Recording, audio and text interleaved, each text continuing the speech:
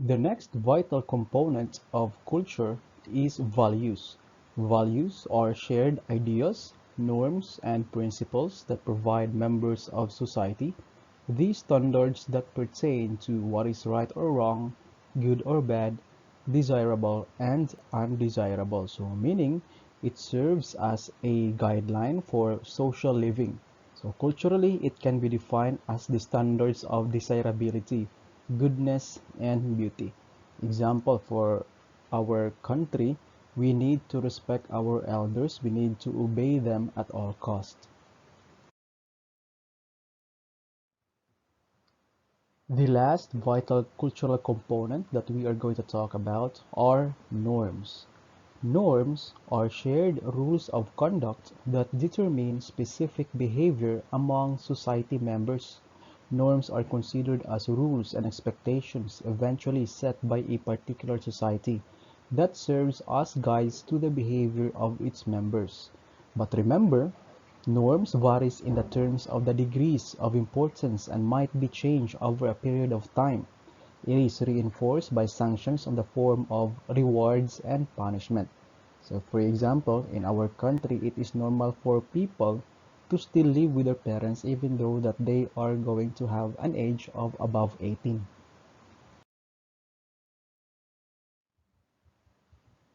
One important thing to remember about norms is it is socially and culturally inclined. So meaning what is acceptable and normal in one society and culture might not be acceptable and normal for other society and culture. Next one are the categories of norms according to social importance.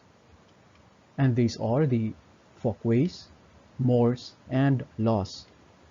For folkways, these may be violated without serious consequence. Example, a person who is invited to have a dinner together with the family of his partner, and then suddenly that person farted in front of them. Others might find this amusing and funny. Others might find it disrespectful because folkways is purely subjective. For Morse, it is with moral connotations. Example, in an oral defense, all of the people are expected to wear proper and appropriate attire. And then you choose to wear bikini during your oral defense. So in this one, you are going to violate Morse because you will be punished accordingly by your school. Last one are the laws. Laws are legally enacted and enforced. Say for example, in our country, the Philippines, we don't permit marriage of multiple partners. However, there are people who would like to do this.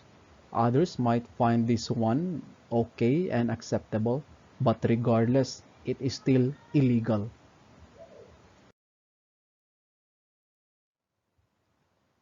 The culture and identity formation. It is facilitated through socialization and inculturation. Socialization refers to the lifelong process of forging identity through social interaction and having language as the social agent.